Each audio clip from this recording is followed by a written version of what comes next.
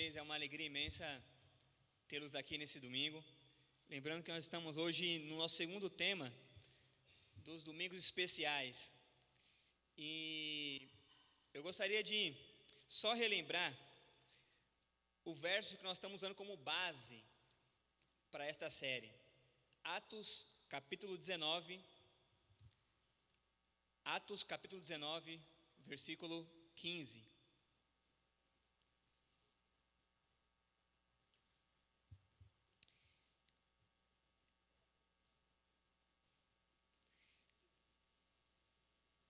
Mas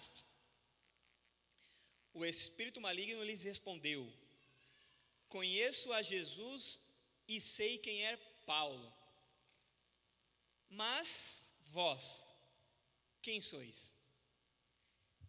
Nós vimos no domingo passado a primeira parte deste verso. Vimos que a nossa religião, a nossa adoração tem que ser pessoal e não denominacional. Devemos ir baseado pelo que conhecemos, e conhecer é consequência de um relacionamento. Nesse episódio, 4 filhos de um líder da igreja viam Paulo exorcizando e viam Paulo testemunhando, e parecia ser tão simples que eles começaram a fazer também. Então eles queriam expulsar o demônio e falaram assim: em nome do Senhor que Paulo prega.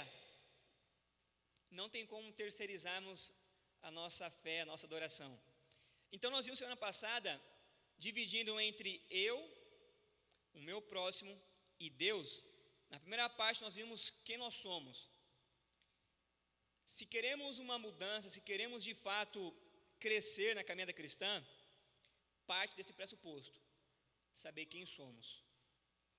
Reconhecer como e quando estou forte ou fraco. Porque é através dessa cosmovisão, desse entendimento que nós temos de nós, é onde a gente vai começar a entender as nossas relações. Isso serve para com Deus e também para com o nosso semelhante. E hoje vamos falar quem é o nosso próximo. Quem é o nosso próximo? Sei quem é Jesus, sei quem é Paulo e quem sois vós. Vimos que semana passada nós somos fracos. A nossa força, ela é consequência de um relacionamento dependente do Senhor. E quem é Paulo? Parafraseando, quem é o meu próximo? Quem é aquele que está do meu lado? Sabe, como tema de hoje, vamos falar sobre os invisíveis. A identidade que torna visível os invisíveis. É interessante, eu não usei de uma maneira aleatória, foi muito intencional, essa arte aí. O que você vê ali? Fora a escrita, o que você vê ali? Alguém vê uma pessoa ali? Alguém vê uma pessoa? Não? Ninguém vê uma pessoa? Ninguém vê. Vê apenas uma roupa, dando a entender que ali tinha o quê? Uma pessoa, certo? Porém está o quê? Invisível. Eu quero introduzir esta noite em cima desta imagem e dizer que em nosso contexto atual, muito mais importante do que a essência do que possuímos ou do que tentamos até possuir, parece que o valor está em cima daquilo que está sobre nós. De igual modo, se tirarmos daquela imagem a roupa, o que sobra?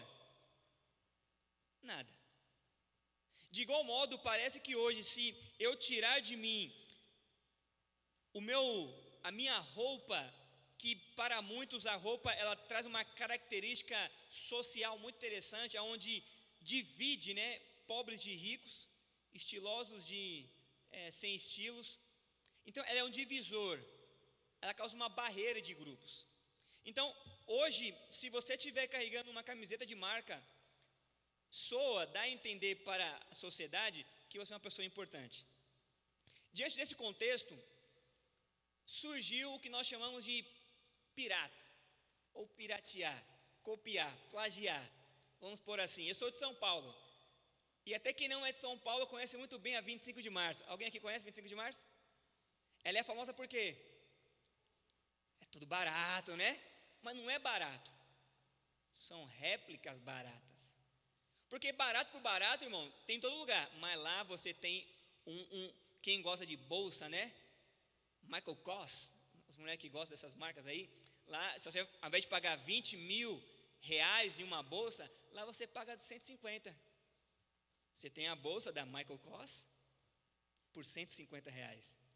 Mas se você gosta de uma camiseta, de uma camisa, de uma roupa específica que tem uma marca X e esse valor é alto, lá você encontra a marca X por um valor mais acessível.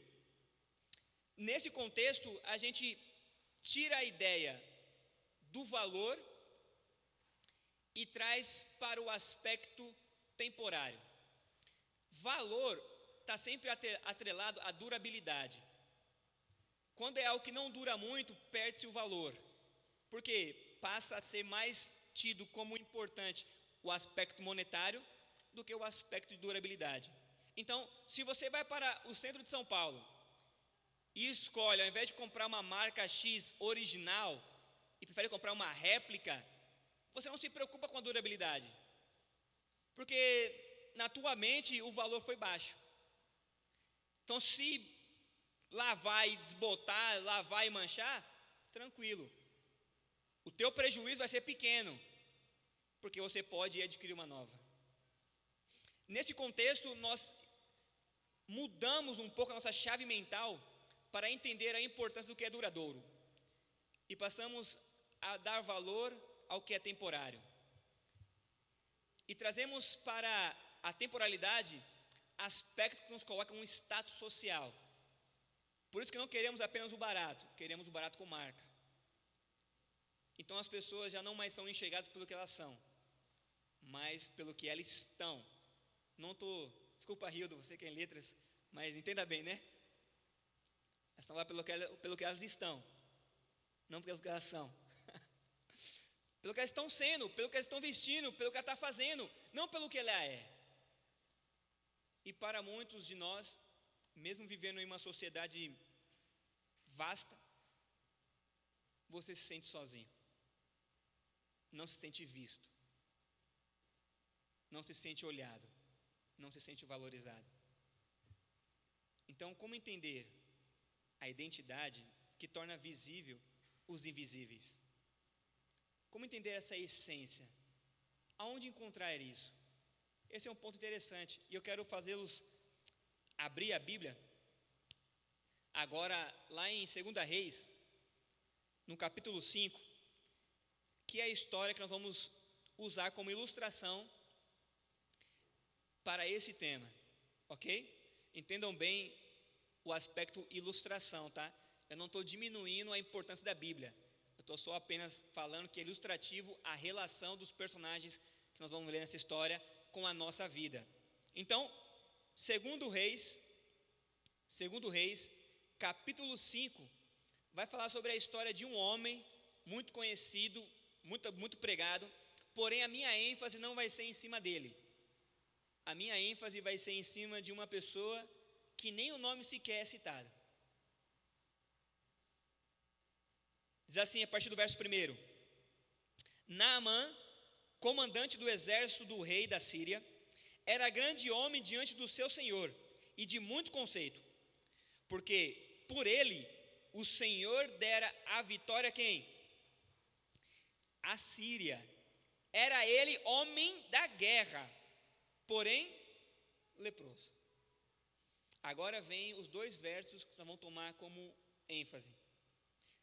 Saíram tropas da Síria e da terra de Israel, levaram cativa uma menina, que ficou ao serviço da mulher de Naamã.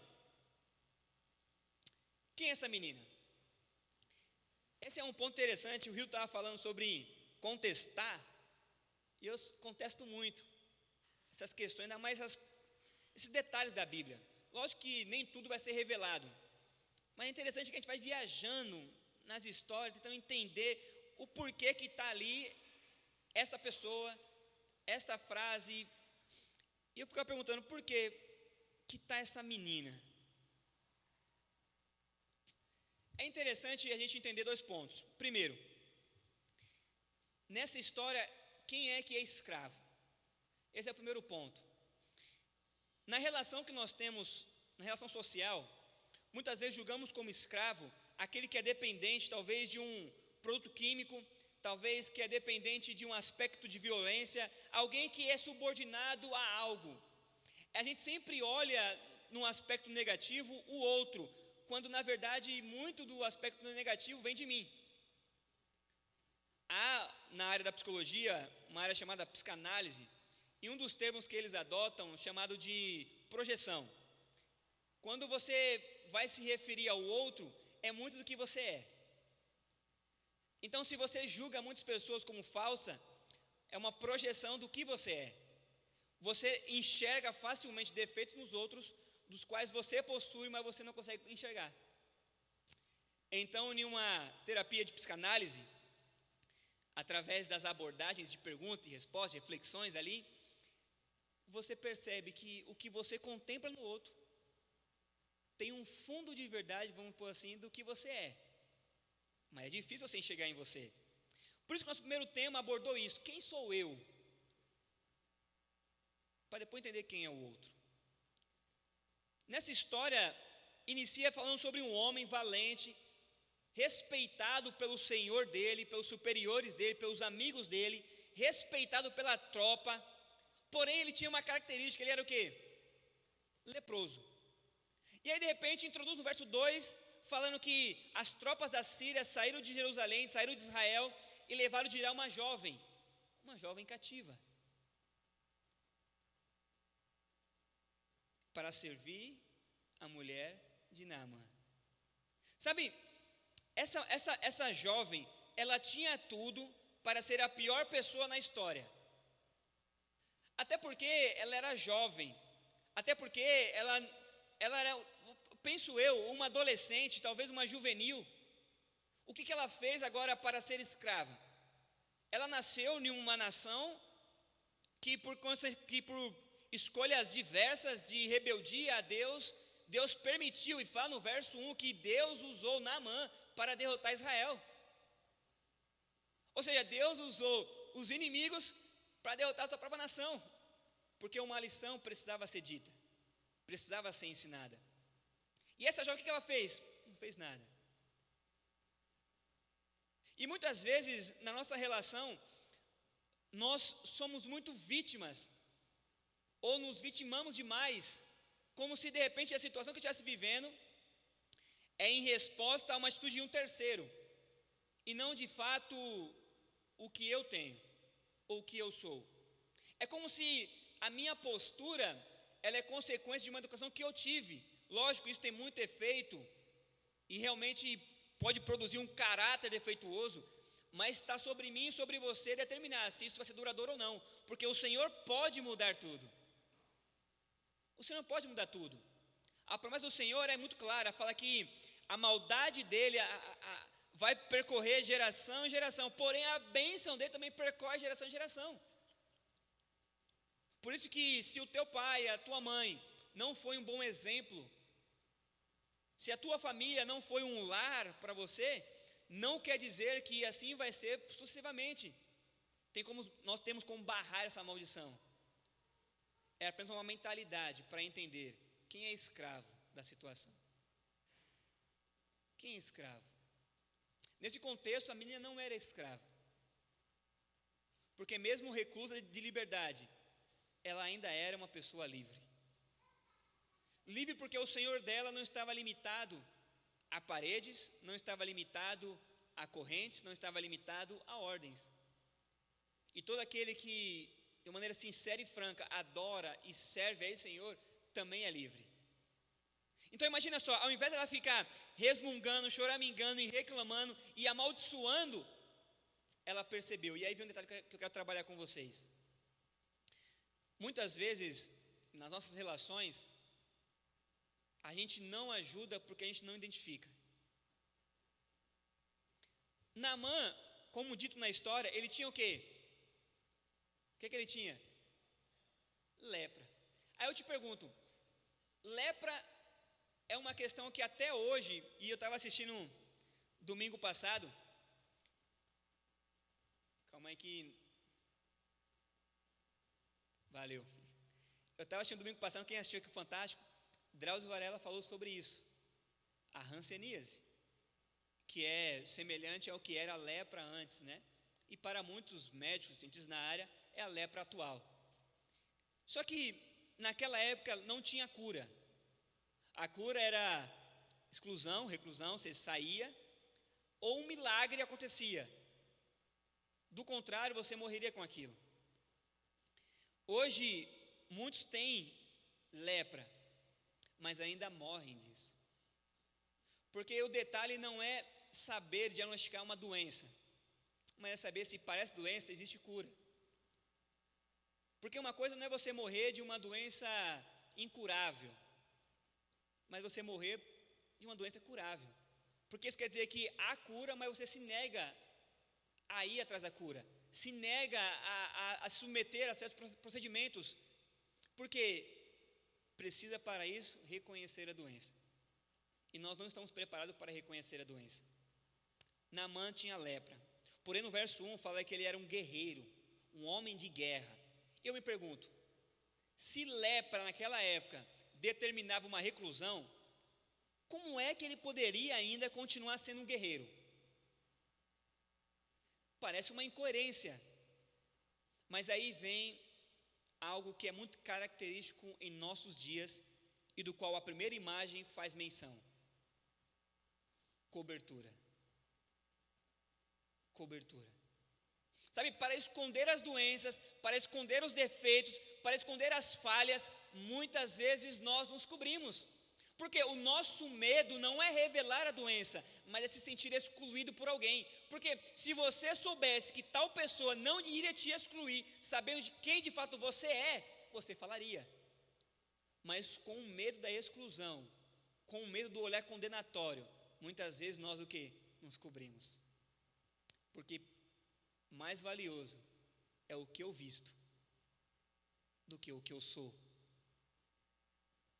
em nossos dias. Então Naamã, quando ia para a guerra, ele se fechava todinho, aproveitava que ele era um guerreiro, aproveitava que ele era um militar, aproveitava que naquela época, quanto mais proteção melhor, então ele se cobria todinho. A minha pergunta é: a lepra não era somente algo que te consumia, te apodrecia. Sabe, por mais que você tente esconder certos comportamentos, por mais que você tente esconder uma frieza espiritual, por mais que você tente esconder uma fragilidade, a gente percebe. Vocês notam que eu pergunto muito, né? Tudo bem? Onde você está? E para alguns eu falo assim, ó, você está bem mesmo? Acho que você não está bem. Porque nós podemos até ignorar, mas a gente percebe quando alguém não está bem. Podemos ignorar certos detalhes, mas a gente sabe. Sabe, o pior é ignorar do que saber. E estamos criando uma certa habilidade nisso. Habilidade. Então Naamã chegava em casa, e quando ele chegava em casa, ele tirava a armadura. Ele já não era mais um guerreiro, ele era um quê? Um leproso. Não é à toa que o tema que nós usamos para os domingos é em casa. Não é à toa. Nada que eu coloco é aleatório. É muito intencional. Porque eu tenho dito que em casa é o lugar de intimidade. Em casa é um lugar onde você pode ser quem você é. Talvez muitos de vocês em casa ficam todo bagunçado, cabelo nas alturas, roupa rasgada, porque você está em casa, ali é você. Mas quando você vai para fora, não, tem que ser um perfume bom, uma roupa boa. Se for uma reunião, então, tem que ser, impecável, porque você vai estar em contato com as pessoas. E as pessoas, muitas delas, não estão preparadas para nos reconhecer ou nos conhecer como de fato nós somos. Então Naamã, ele era leproso, ou ele era quem era quando estava onde? Em casa. Em casa. Talvez eu fico percebendo assim, eu fico pensando comigo, será que em nenhum momento de guerra Naamã não deixou exalar aquele odor? Será que nenhum companheiro do exército percebeu que Naamã estava com um cheiro um pouco estranho? Certamente deve ter percebido. Mas porque Naamã era um oficial, era um líder, temeu. E aqui vem uma coisa muito interessante, meus amados. Nós tomamos por liberdade julgar e condenar quem está aos nossos olhos numa base inferior. Mas temos medo de falar a alguém que está numa base superior. Porque nós achamos que não somos dignos, ou talvez, até por um episódio talvez negativo, você tentou uma vez e recebeu uma resposta um pouco negativa, você já não mais faz isso. O meu jeito simples dá liberdade para muita gente fazer muita coisa. E eu não ligo. Então, às vezes quando eu prego, aí meu irmão, pastor, você falou aquilo, mas não é bem assim não. Eu falei, é mesmo, irmão? E como que é? Não, porque é assim, assim é assado. Eu falei, olha só que interessante. Tá bom. Às vezes, eu sou passivo de erro. Nunca escondi e nunca vou esconder isso. Sou humano como qualquer um. E uma vez eu fui numa semana de oração, eu usei uma passagem e fiz um adendo na história. E no final o irmão falou assim, não, pastor, quando os magos chegaram a Jesus, ele já não estava mais lá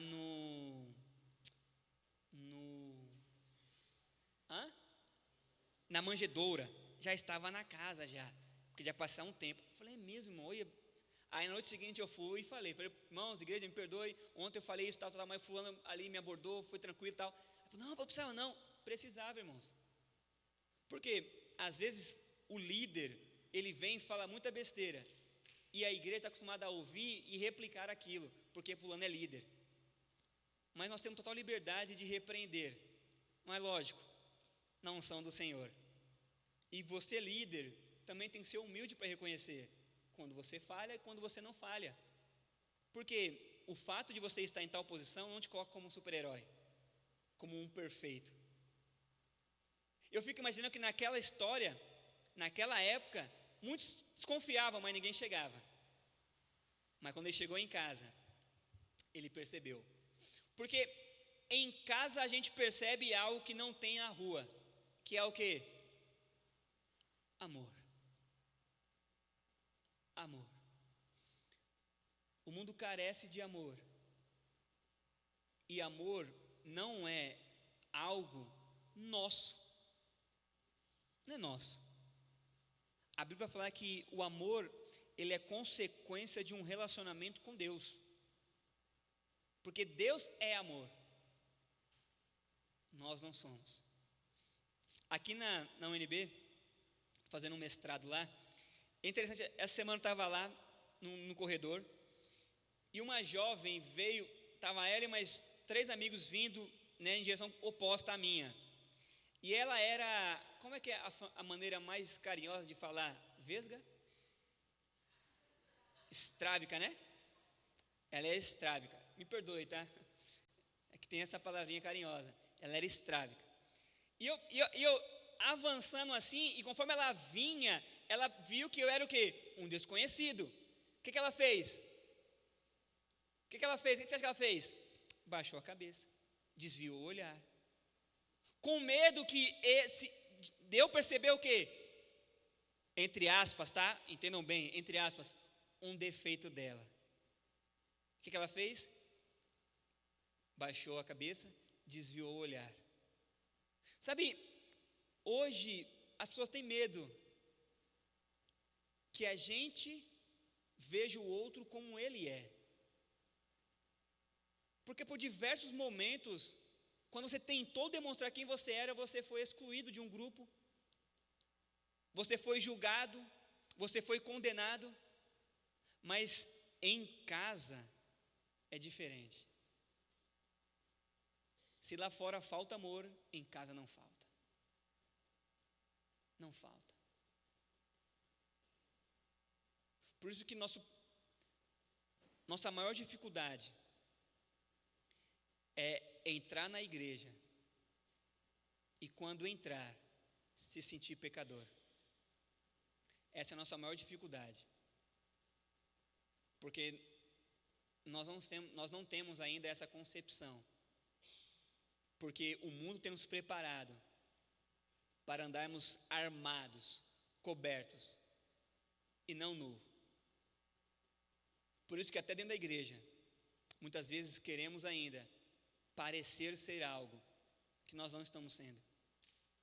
Então, se alguém perguntar para você, como é que você está? Você está bem? Você fala, estou. Mesmo não estando.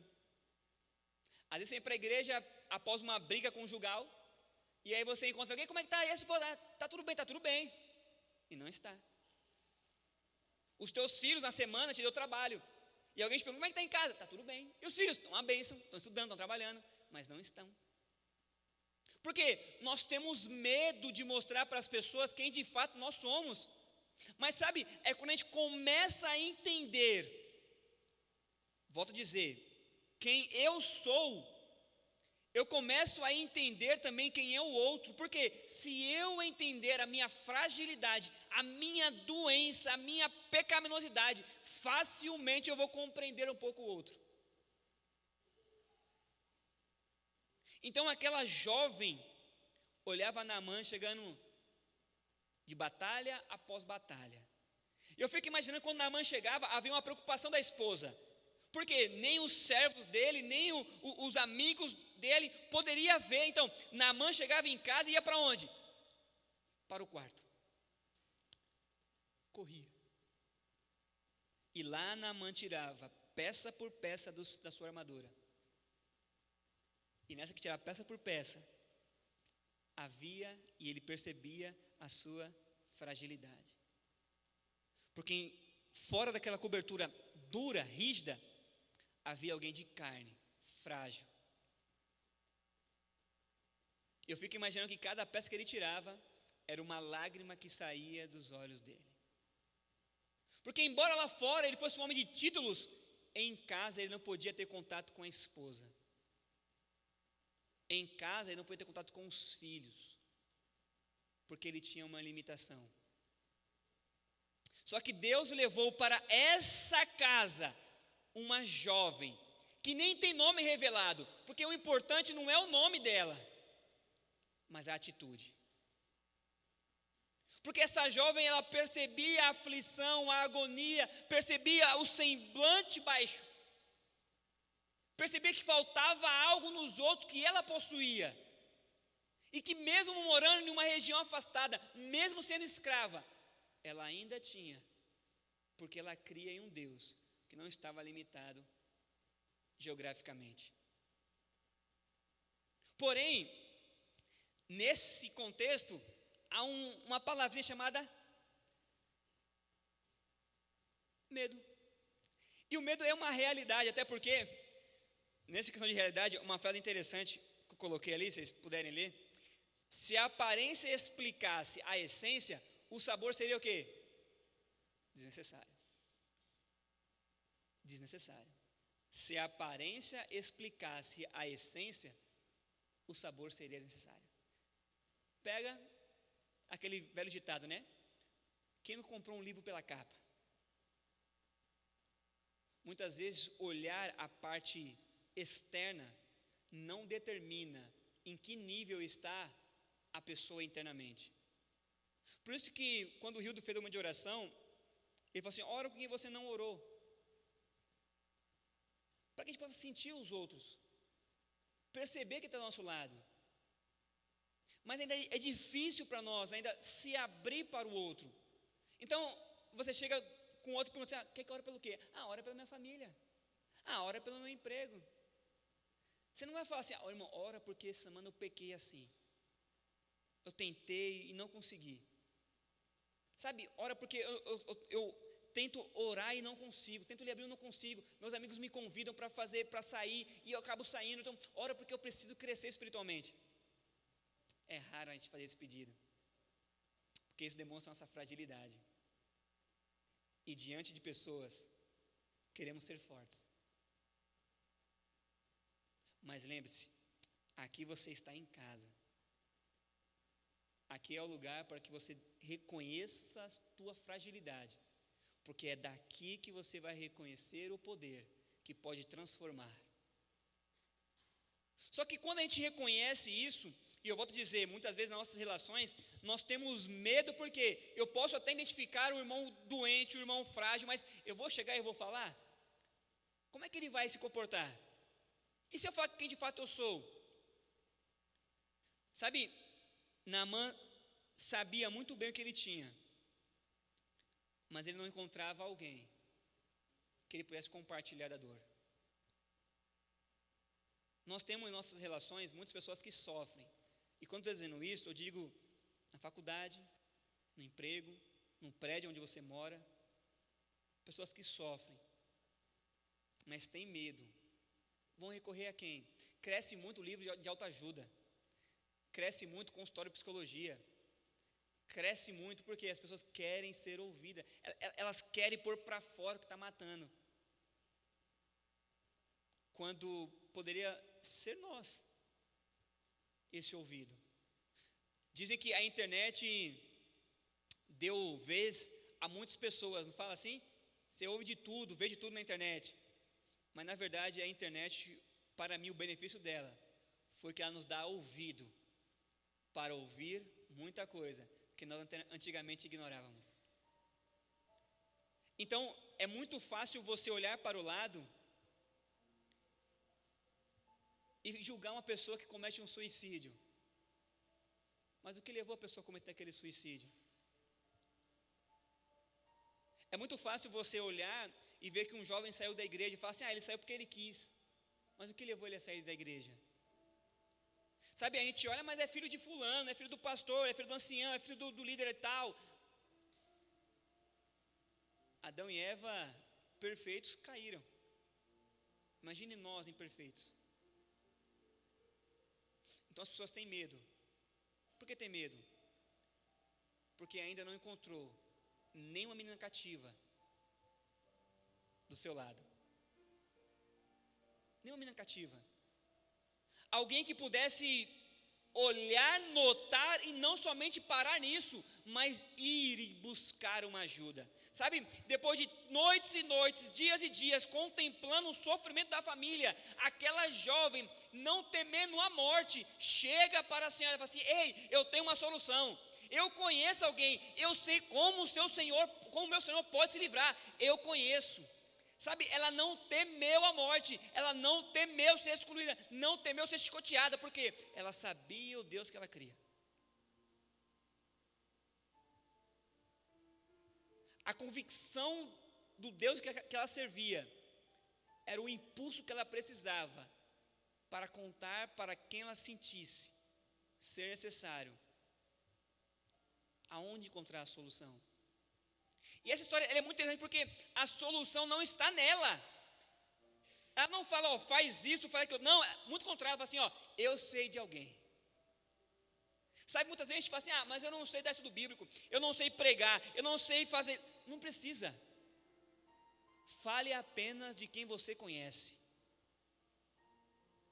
Mas muitas vezes não falamos porque não conhecemos. Diante de tal sofrimento, você fala para a pessoa buscar uma terapia. Você fala para ela fazer isso ou aquilo outro. Mas não buscar o Senhor. Porque buscar o Senhor pressupõe um indicativo. Porque ela fala assim, onde, como? A jovem sabia aonde estava o profeta. A jovem sabia como e onde ele deveria ir. E muitas vezes nós não sabemos como indicar alguém para buscar o Senhor. Porque mesmo tendo uma liberdade, somos cativos dos nossos próprios preconceitos. E pessoas morrem, se definham, porque falta ainda uma jovem sincera como essa. Uma vez na Bahia, na rodoviária, eu estava para comprar uma passagem, nisso chegou uma jovem de rua. E ela falou uma frase que me ficou gravada. ela iniciou a abordagem dessa forma. Eu sei que eu não valho nada, mas eu só quero... Eu falei, o quê?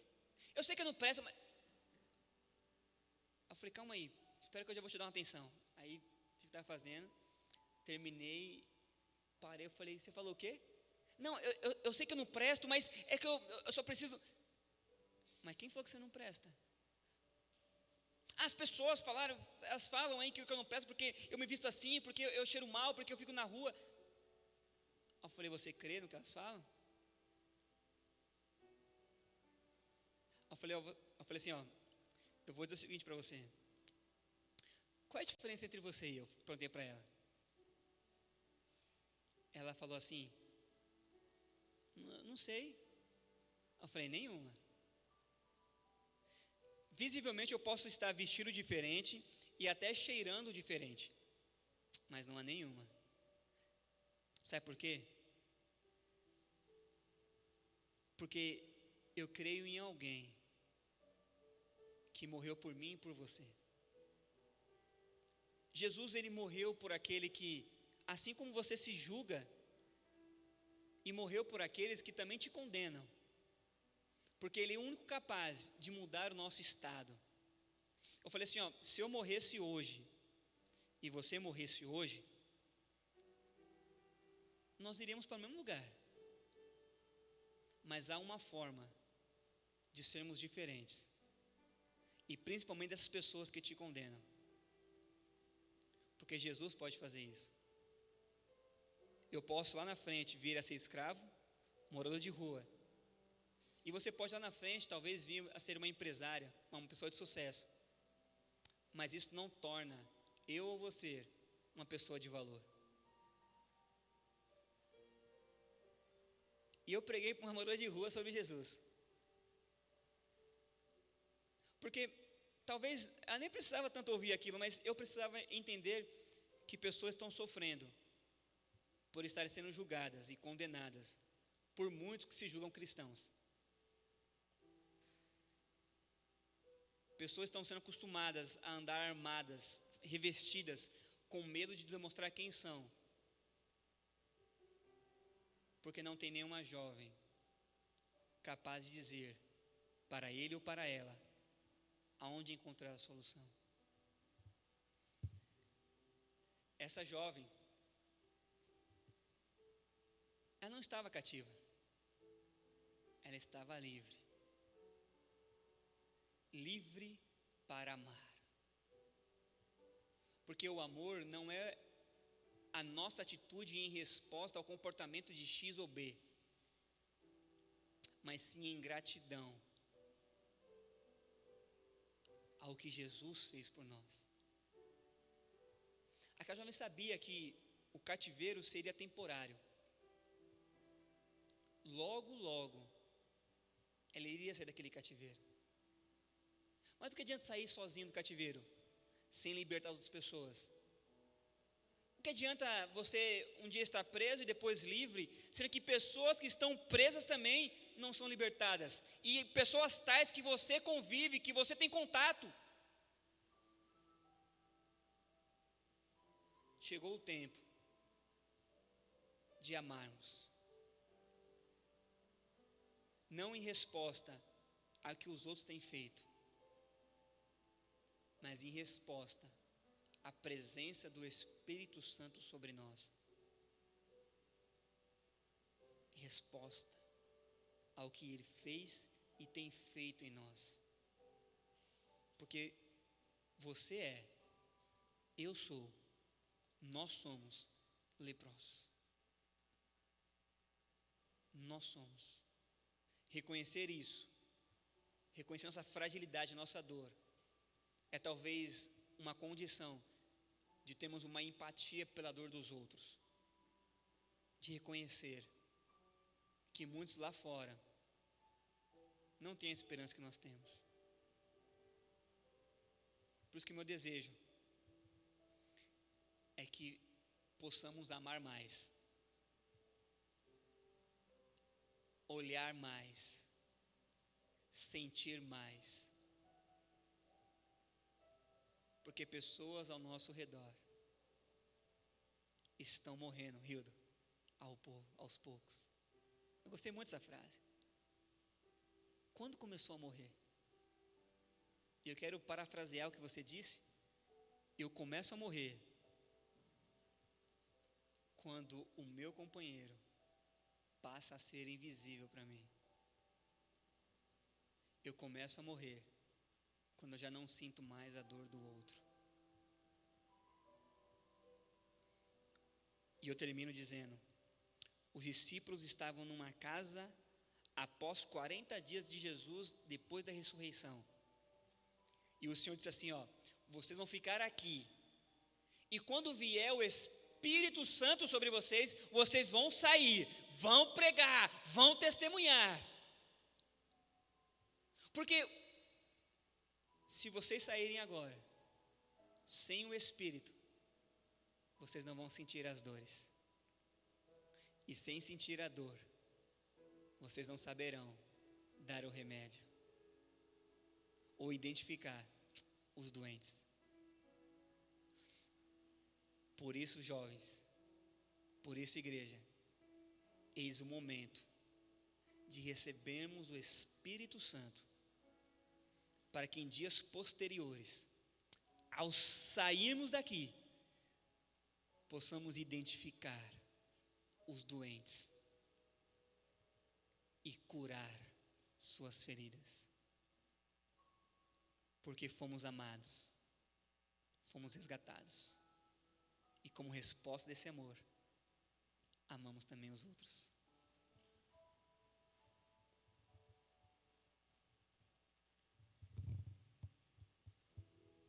Estrelado,